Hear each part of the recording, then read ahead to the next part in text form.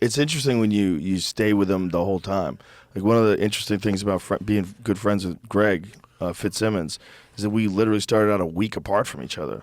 So we were there for all these crazy shows. We were there in a car once, and we were driving to this gig, and we were with this guy, and we're just talking about different stuff. And this guy was this little feeble guy with glasses, and we're talking about, like, one guy was complaining about his girlfriend. She does this. He goes, well, my woman insists that I put a dildo in my ass.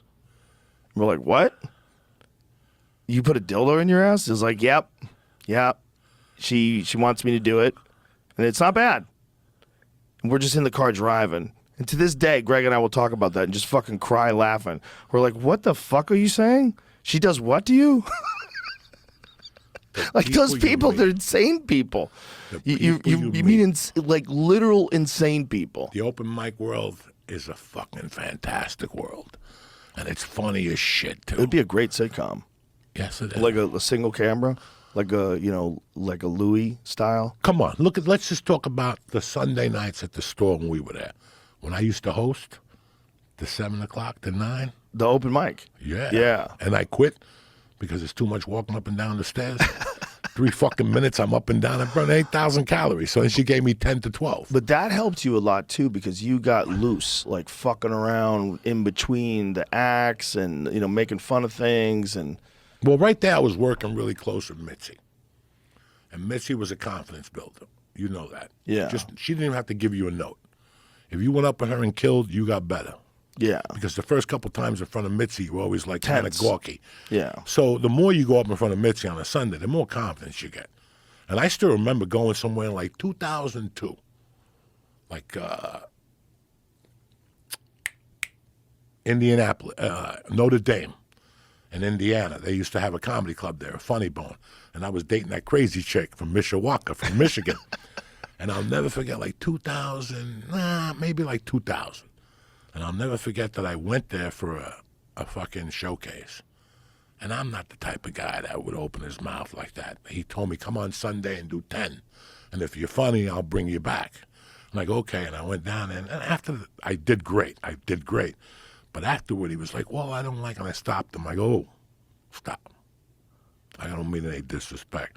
I perform in front of Mitzi Short fucking 3 times a week. Shut the fuck up.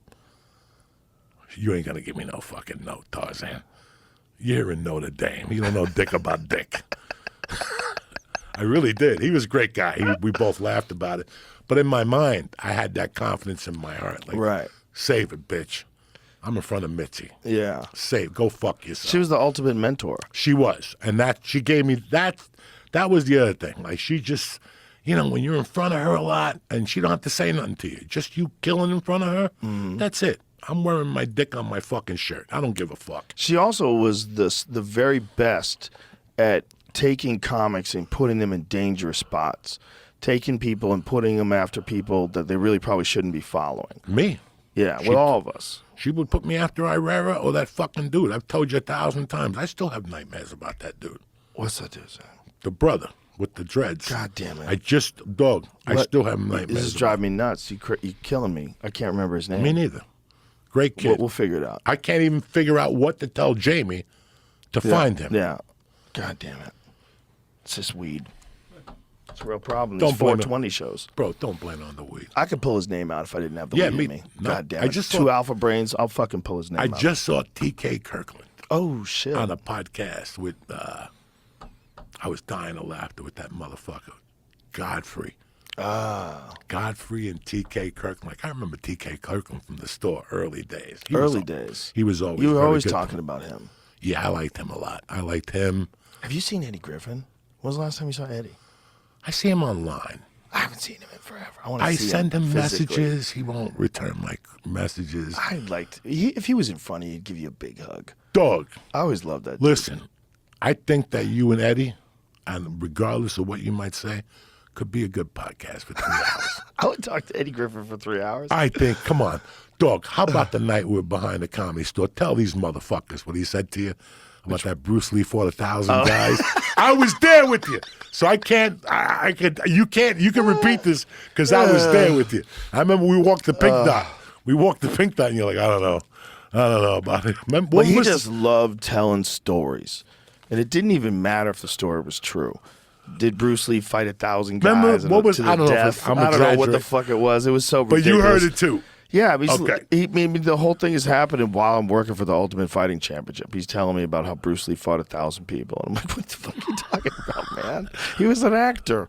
Bruce Lee is an innovator in martial arts, a hero. He's an amazing guy. But no, he didn't fight 1,000 people. It was one guy, and he hit him with a punch. Because I still remember that speech. It was 3 a.m. I was a little fucked up. But I would listen to that speech all day long, man. Eddie Griffin would describe to you in detail how they built the pyramids. Let me tell you about Eddie Griffin. Eddie Griffin was there. I introduced myself to Eddie Griffin the first night I walked into the Originals. The first night I ever walked into the store was a Monday, and Eddie was there with Tupac. Not Tupac. Tumac, the kid who was in the Last Dragon. yeah, Last Dragon. Okay, the Shogun of Harlem. Yeah. He was in there with him. There was 8 people in the Bruce audience. Leroy. Bruce Leroy. Don Barris was hosting. Wheels was there.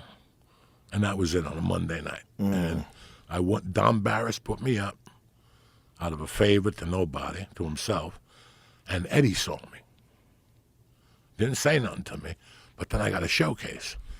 And Eddie was there. And he told me that night, I'm going to sit next to Mitzi. He's a good dude. He sat next to Mitzi when I was on stage, so no motherfuckers would talk to her. Yeah, and they would laugh. The Todd did that for me. Yeah. People would tell you to do that too. Yeah. Like if guys you knew that were going to showcase, you'd sit next to Mitzi and laugh. He was good to me. And then I bumped into him on a plane one time. This is before 9/11 when you could do whatever the fuck you want on a plane. And I moved up to first class with him. And he goes, just sit here. Stay here with me. And that was how I met Eddie. And I gave him a picture of Bruce Lee's grave that I had taken. Wow. And ever since that, we just hit it off. And he would always throw me little bones, and he would bump me for fucking 6 hours. But I never really got mad at him for that. His set on Def Jam to this day was one of the best. At the time, I remember thinking, God damn, this guy's talented. Remember he had shorts on? Do you remember that? Alexander Graham Bell invented what was the Telephone. joke? Why? Because he was doing coke, Yeah. right? Yeah, Something like it'd go like, how high you got to be like, I want to talk to someone who's not even here. that was it. I want to talk to somebody who's not here. That was That's the a one. great joke. Bro, he had some great bits, man. And he was so physical. He was real lean back then. Real and lean. real physical on stage. He had all this energy. I remember watching it. I think I was living in New York at the time. I think I watched it on HBO, and I was like, holy fuck, is this guy good?